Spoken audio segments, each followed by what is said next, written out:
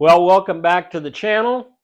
If you're new here, I hope you enjoy what you see. And if you haven't watched the other portions of this video in this playlist, which starts out with how I designed the flag, and then how I carved the pre-coat and the clear coat, and then how I carved the black, you may want to go back and watch those first. This video is all about how I carved the board to accept my white epoxy. And I was using white in contrast to the black for the stars in my flag and also for the kneeling soldier and the text.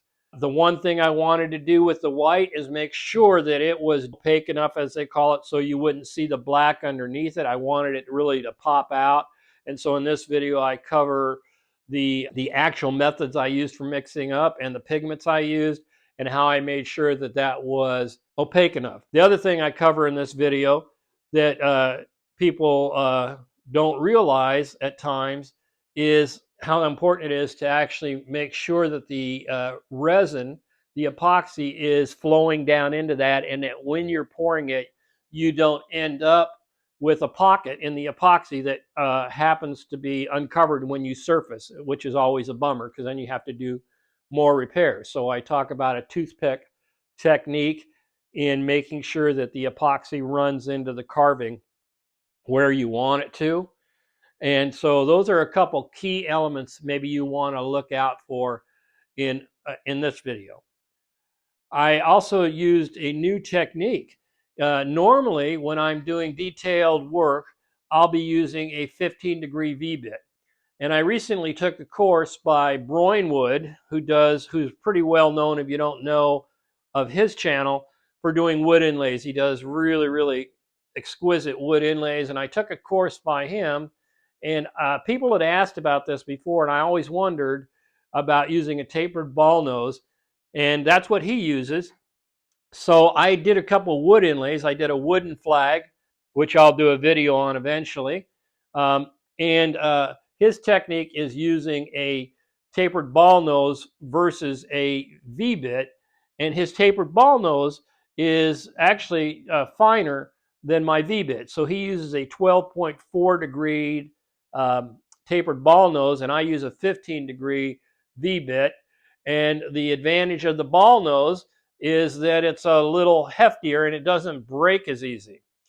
And it has some other advantages also. So I thought I'd give it a try on this project, and I was really pleased. So I'm going to use that some more. So look for that and look for the results. I'm pretty happy with how this all carved out and how it turned out.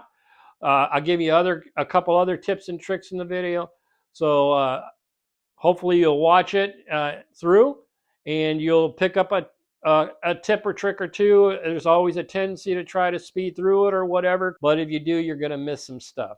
With that, I hope you enjoy the video. I hope you pick up a thing or two. Yesterday we did our black pour. It's gotten all hard. It's now ready for us to carve and then pour. And so that's what we're going to be doing today. We're going to actually carve this out and pour it. I want to point out a couple things.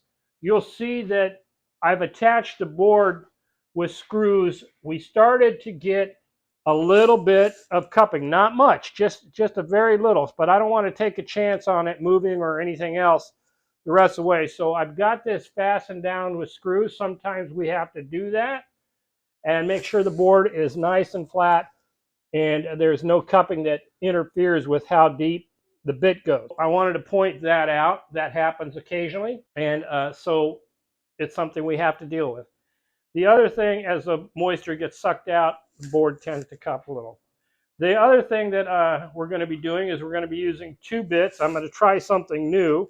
I've got a clearance bit, which is a 1/8 inch O-flute clearance bit, and then I've got an Amana tool here, 46473, that I tried on my last project where I was doing wood inlays, and I thought I'd try it here and see how it works out. So this bit is a little stronger looking than the 15-degree V-bits I've been using, so I just thought I'd give it a try. Hopefully I don't break it because it's kind of expensive. but it worked really well, and I was putting the pass a lot deeper in my wood inlay that I did previously, so it should be okay. With that said, we're going to go ahead and get things started up. I've already zeroed the bit. Let me check it one more time since I did it before I put the screws down. Let's see if it impacted at all. I want to see if this side moved over here when I put the screw down.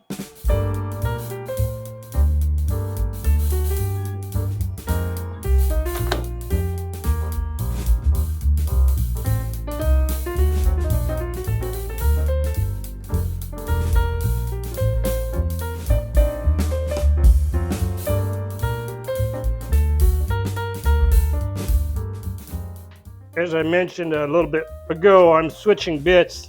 I used to normally use a V bit here. I'm going to switch over to this tapered ball nose, and it's equivalent to a 15-degree V bit. It's supposed to be a little stronger. The tip's not supposed to be as brittle, so we're going to give that a shot and see how that works.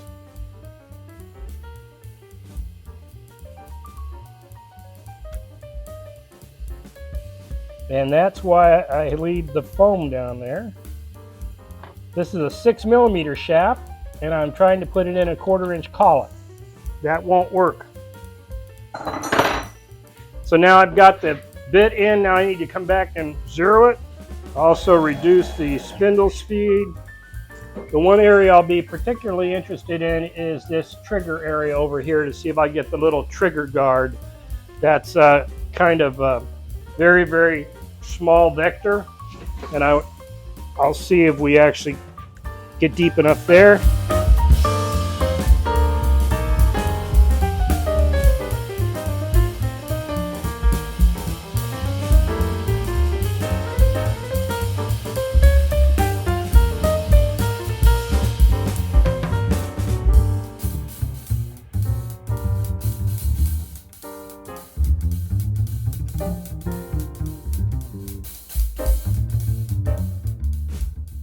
All in all, I'm pretty happy with this carve. And now that I look closer, I think the trigger is there. The trigger guard is just so tiny, you can barely see it. So we'll see how it looks when the white gets in there. The next step is there's still a little bit of work before we need to pour it. I don't know whether you can see it or not, but let me try to get close up and see if we can show it. There we go. So if you look inside of these stars, you can see that from the carving there's white resin left in it. Or actually it's black resin, it's just resin that's been carved. And so I need to go through on each one of these stars with this dental pick and clean them out so that they look more like these over here where they're nice and clean, versus these over here where you can see the white. So there's still quite a bit of work, and I just simply go around and I clean these out, and then I will take a brush. I'll take a brush and I'll brush them one last time just to make sure, and then I'll blow them out with air. And I'm going to do the same thing over on this part of the board. If you look, you can see in some of these areas we've got the resin left in there. So you got to go through there and get all that cleaned out before you do the pour. And that's what I'm going to be doing for the next 10-15 minutes or so, and I'm not going to film me doing that. Overall, I'm pretty happy with the way that white carved out. We'll see how it looks once we get the white actually poured. But overall, it's a nice clean carve. I've got it all cleaned out. Stars, I'm really happy with the way the stars turned out with that ball nose. Nice and sharp points. So we're at the point where we're going to actually mix up and pour the white. And I'm going to use two colors. One is Mix All Pure White because Shane tells me that makes the purest white color. And then to give the white a little pop, but I don't really want swirls too much. I just want a little bit of pop, so I don't want a lot of differentiation. I've got a Eye Candy Icicle, which looks really nice. So I'm going to mix those two colors for the white of the stars and the white in the soldier saying. So those are my two, Mix All 25 Pure White, and then Eye Candy Icicle. I'll put those in the description. The actual calculation came out to about 4.7 or 5 ounces of color, but I don't want to be short, so I'm going to go ahead and mix up 6, plus it makes it easier for me to mix up. I always reread the instructions just to make sure I'm not mixed up. 2 parts of A, this is A, to 1 part of B, parts of A, go to part B. So this is going to be 4 ounces. This is going to be 2 of a total of 6 ounces. So now let's pour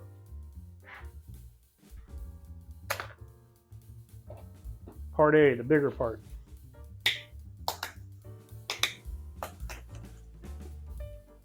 So I want to look here, so I have a direct look at the cup.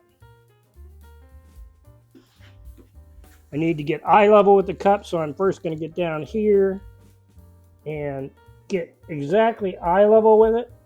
Watch for that meniscus layer at the top. Wipe up the top to keep it nice and neat.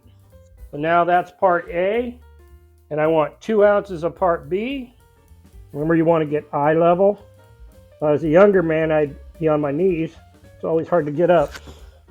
In fact, I just put just a touch more, just a touch, because when I'm pouring it from this cup to that cup, a little bit gets left in here.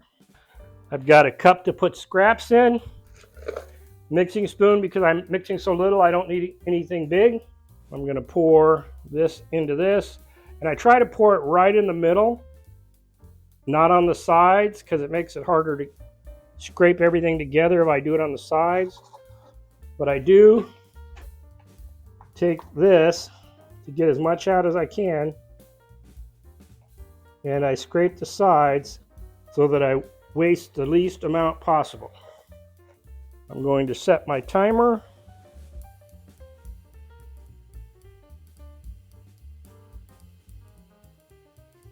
for 3 minutes. So I know that I've been stirring for at least 3 minutes. So now I'm going to stir this up just like I did in the other epoxy stirrers, but this time I'm not using the drill because it's too small. I'm making sure that I hold the cup tight so that I don't just turn it out of my hand. Knowing my luck, I'll be pulling it, and next thing I know, it'll be all over the floor. And then I have a real mess to clean up. Hopefully I'd have enough acetone to get it all up. So again, I'm stirring it consistently. Then every once in a while I come along the sides to make sure that anything on the sides gets mixed in. I'm reaching down with the stir stick into the corners of the cup. Really important that everything get mixed up real well. Okay, it's been about 2.5 minutes. Feels heavier. Feels like it's getting stirred up good. And then once you've got it stirred up real good, then you add the pigments and get those stirred up real good. And I want this very opaque white. And I've got, there we are. There's my timer, telling me I've been stirring for at least 3 minutes. And it feels stirred up pretty well. Be careful you don't have stuff on your hands and mess up your watch when you do that. So now we're going to put in, again, mix all white using a stir stick, eye candy icicle. I think it's going to look nice. I always shake up my liquid pigments first in case they've settled while they've been sitting there.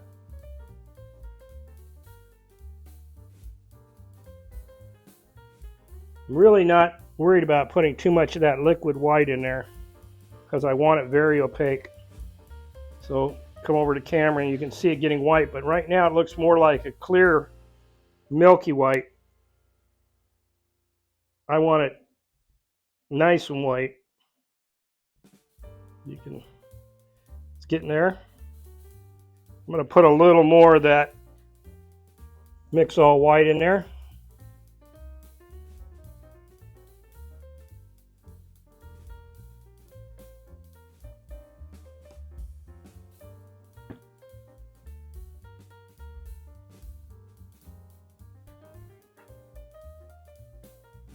Okay, you can see it starting to cover up the stick now. So that's the area I want to go. And then I'm going to put some eye candy icicle in there to make it pop. This kind of makes it, give it a little more shimmer.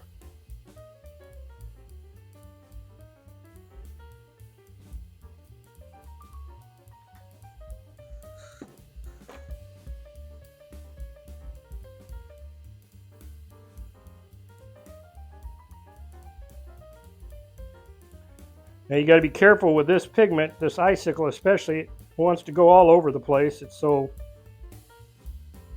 glittery. Wiping down the sides.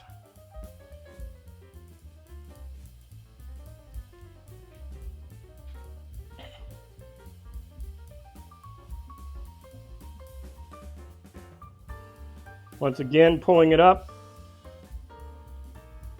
Making sure that I can't see the stick underneath it. Yeah, I think that looks pretty good.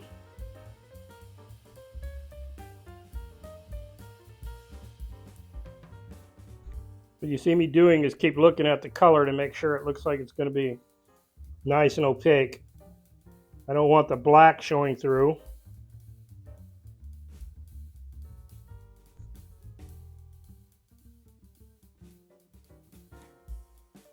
Okay, I think we got a good mix here. So the first one I'm going to pour is in the soldier and the letters, because they're right next to each other. And if for some reason I am short, I need to mix up some more. I want to be able to match colors, and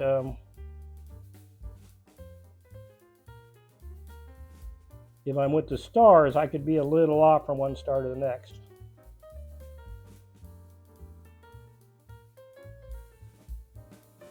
So with these smaller cards, one of the things you want to do is you want to make sure you get into the smaller areas of the letters. Just kind of go along the walls and stuff and make sure that you're getting a good amount of epoxy in there and there's no air bubble that stopped the epoxy from going in there. So you want to work, just want to work that epoxy, make sure it's in there.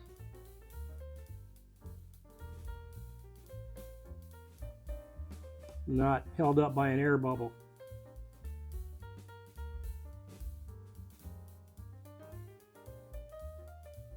Now once again, I don't plan on trying to swirl this much. I want it as solid white as I can. So all you see me doing here is making sure that there's epoxy in each part of the edge and not a bubble forming.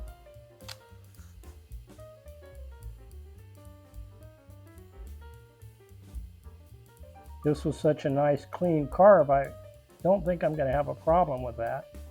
Just making sure no bubbles in the points of the stars.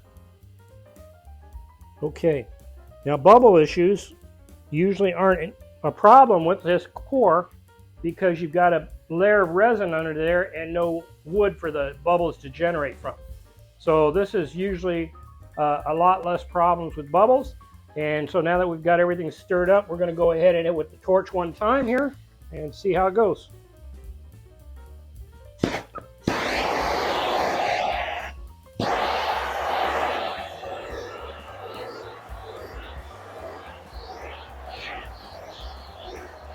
Okay. Well, that's the video on the white carving and the pouring. I hope you picked up a couple tricks. As I said, there was a couple things I wanted you to look for. One was how I mixed it so that it was nice and opaque and got the bright pop that I wanted to.